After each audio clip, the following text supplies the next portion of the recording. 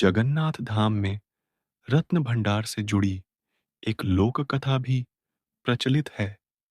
यह कथा वैसे तो यह स्थापित करती है कि भगवान के लिए सब बराबर हैं, जन्म और जाति से कोई बड़ा छोटा नहीं है।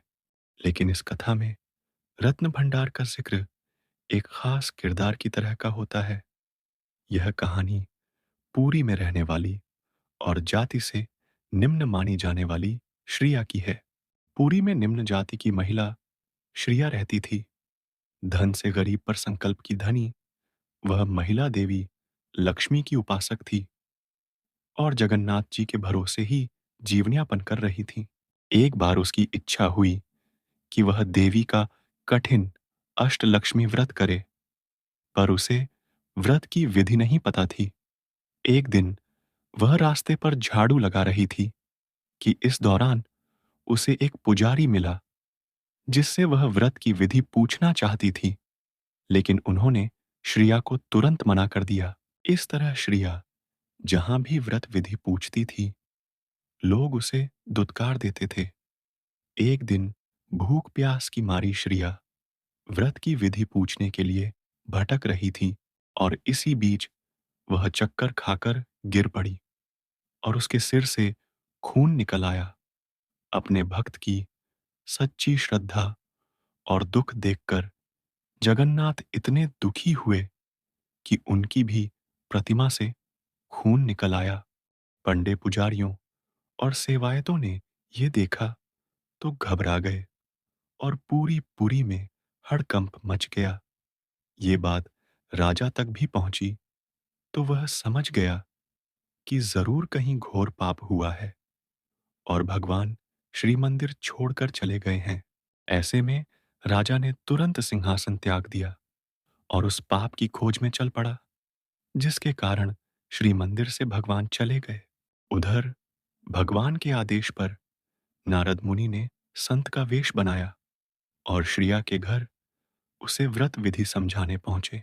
उन्होंने कहा कि भक्ति सच्ची हो तो किसी कठिन व्रत की जरूरत नहीं होती।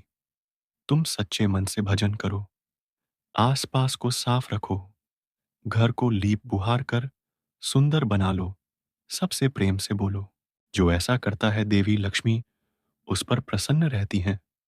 फिर तो तुम केवल दिन भर व्रत रखकर शाम को खीर बनाकर उन्हें भोग लगाओ, आरती करो और प्रसाद बांटो। देवी तुम्हारे घर चलकर आएंगी। श्रिया ने ऐसा ही किया।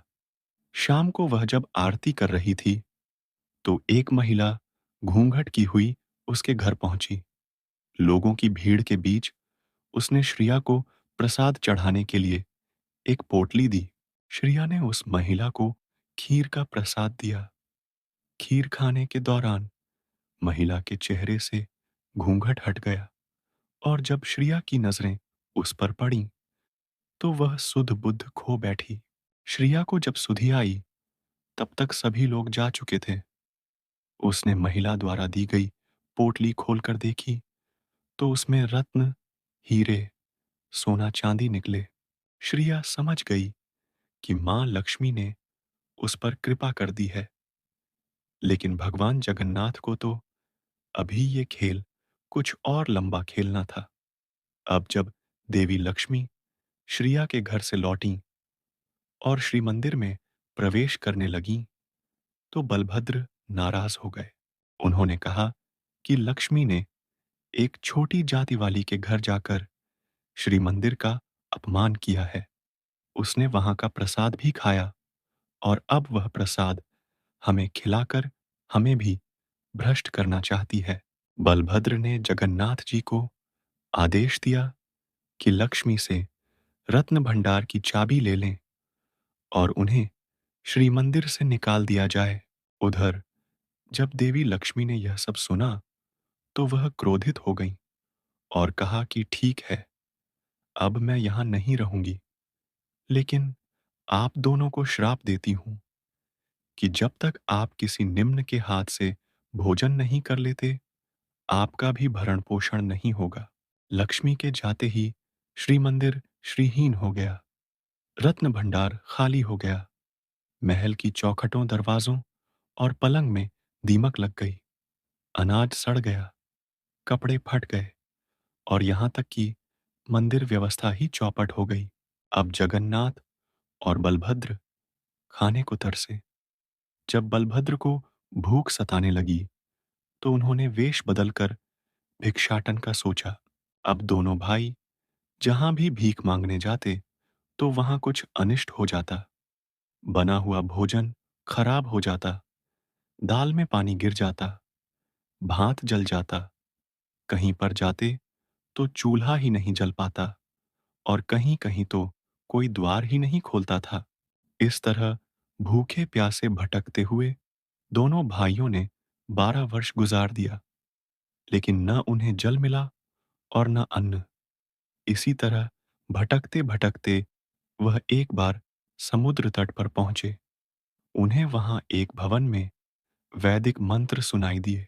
बलभद्र ने एक सेविका से पूछा कि क्या यहाँ कोई यज्ञ हुआ है? क्या अब प्रसाद भोजन भी मिलेगा? भिक्षा भी अच्छी मिलेगी ना? बलभद्र के इतने सवाल सुनकर सेविका ने कहा कि आज हमारी स्वामिनी की 12 वर्षों से चली आ रही तपस्या के पूरे होने के दिन हैं। इसके बाद वह जरूर आपको भंडारा खिलाएंगी। लेकिन हमारी स्वामिनी तो नीच कुल की है। क्या अब भी आप भोजन करेंगे? इस पर बलभद्र ने कहा कि नहीं, हम अछूतों का नहीं खाते हैं। अच्छा सुनो, अपनी मालकिन से कह दो कि हमें सामग्री मंगवा दें, हम खुद बना लेंगे। स्वामिनी, जो कि खुद लक्ष्मी ही थीं, उन्होंने सामग्री तो भेज दी, लेकिन अग्निदेव को आदेश दिया कि वह चूल्हा न जलने दें, सिर्फ धुआं ही करते रहें। अब बलभद्र ने सोचा, बैठ के आग जलाएंगे, खिचड़ी बनाएंगे और गरम गरम खाएंगे। वह चूल्हा न जल पाने से इतना झल्लाए कि बलभद्र ने चूल्हा, मटकी सभी कुछ फोड़ दिया और जगन्नाथ जी से कहा कि जगन, भोजन में क्या छोटा, क्या बड़ा, मैं तो कहता हूं कि भोजन कर लेते हैं, ऐसे तो मैं भूखा मारा जाऊंगा। इसके बाद जगन्नाथ और बलभद्र लक्ष्मी के घर पहुंचे और वहां उन्होंने भोजन करते हुए पहचान लिया कि यह लक्ष्मी ही है। वह लक्ष्मी को सम्मान सहित श्री मंदिर ले आए और इस तरह पुरी से भेदभाव भी मिटा दिया। लक्ष्मी के आने श्री मंदिर का वैभव लौट आया और रत्न भंडार फिर से भर गए। वीडियो अच्छी लगी तो लाइक, सब्सक्राइब करके कमेंट में जय जगन्नाथ जरूर लिखें।